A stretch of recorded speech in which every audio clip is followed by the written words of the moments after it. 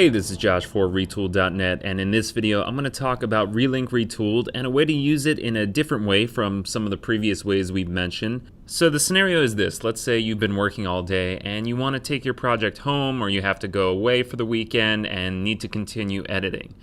Now you might have gigs and gigs and gigs of footage, and you don't want to bring all of that media with you. And you already have a base edit done, so all you really want to do is to take your edit but be able to adjust it with some heads and tails to your clips. So that's what I have here. I have basically a really short fictitious edit, and obviously if you were doing something like this, it would be with a longer edit because something like this wouldn't take up that much room on a hard drive. But if you had, say, a 30-minute piece and you wanted to bring it with you, being able to do a media manage could reduce several gigs or even hundreds of gigs off of your project size. So basically what I'm going to do is show you how this workflow could work using reLink Retooled. So basically I have my edit sequence here, and this is in Final Cut 7, but I could do the same thing in Premiere Pro. If I go to File, Media Manager, and there are a few settings I want to check. One, I want to make sure I have it set to copy, and then I want to make sure I have include master clips outside of selection, delete unused media from duplicated items, and most importantly, I want to make sure used handles is checked. So I have 4 seconds here, so that way I have room to slip and slide my edit around. I could do something like 5 or 6 or even 10, depending on how much room I need to slip my edit around. And then I could also include affiliate clips outside of selection. I'm going to base the media file names on the existing file names, and that's very important. And then I just want to make sure I have a new project, so duplicate selected items and place in a new project, and I'll also include non-active multi-clip angles. In this case, that doesn't really matter. So I'm going to hit Browse, and I'm going to go to this folder I already made called Collected. I'll hit OK, and I'll just call this project Collected, and hit Save. So what that's going to do, it's going to create shortened copies of my media. And before I head on over to that new project, I want to show you a few things about my current edit. Alright, so that new project is out, and I'll take a look at that in a minute, but let's first take a look at this sequence. If I click on this clip, you'll see it is zoomed in, so if I double click, you'll see I have a motion percentage of 120%, and the position has been changed. And I have some clips with speed changes here, here, and here. Now, of course, these things are going to come through right into the media manage. So I'm going to close out of the original project. I can save it just to make sure all my progress is saved, and then I'm going to double click to open up my new edit.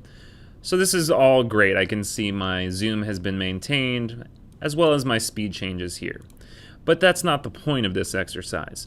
The point is to be able to actually tweak your edit.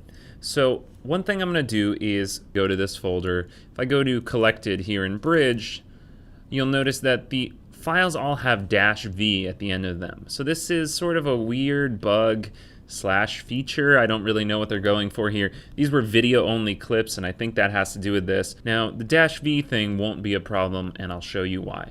So I could come in here and I could tweak my edit. So I could say trim this shot down, I can reorder some shots, and I could change the whole edit around. I could even do something like add an effect to a clip.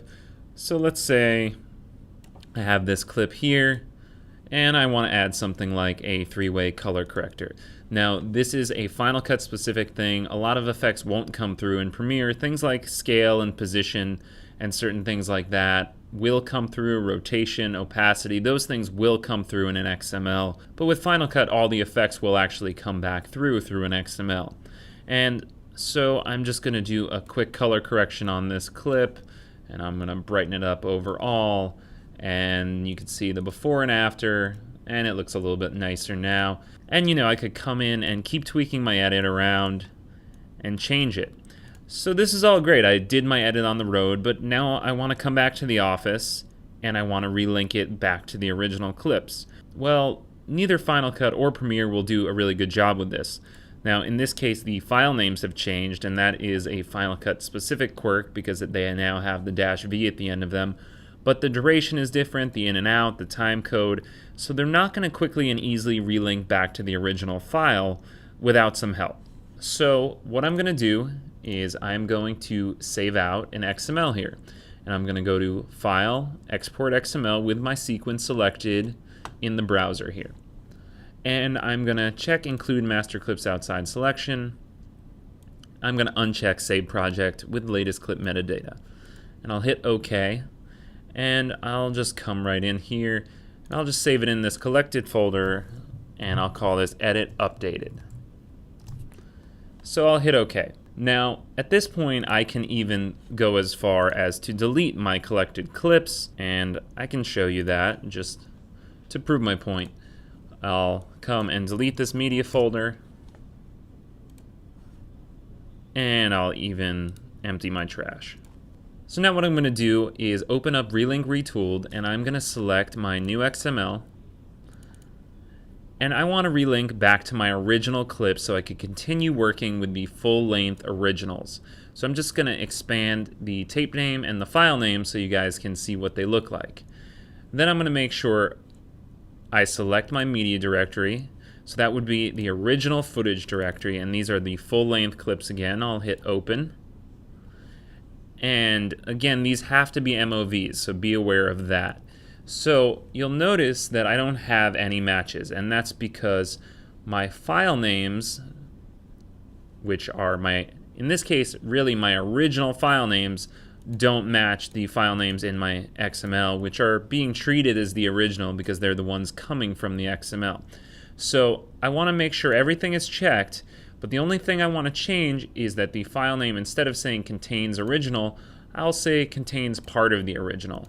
And in this case, I could do something like 10 characters and it'll still work, because if you look, it just has problems in the -v section of this.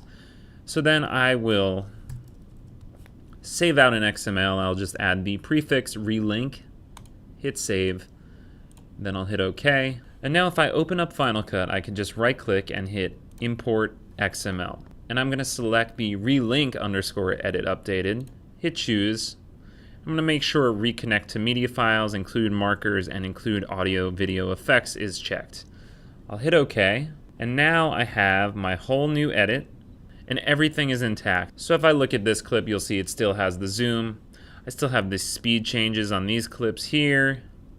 And if I click on this clip, and this is a Final Cut specific thing again, I still have my 3-way color corrector intact as well, with all my settings in place. So it easily allows me to go from my original media to a proxy or a shortened version of the clip, and then back to the original without any problems. And that lets you quickly take lower file sizes on the road with you, just put them on a hard drive, keep editing, and then you could come back to work and relink back to your originals. Hope this helps you guys in your editing workflows, and let me know if you have any questions.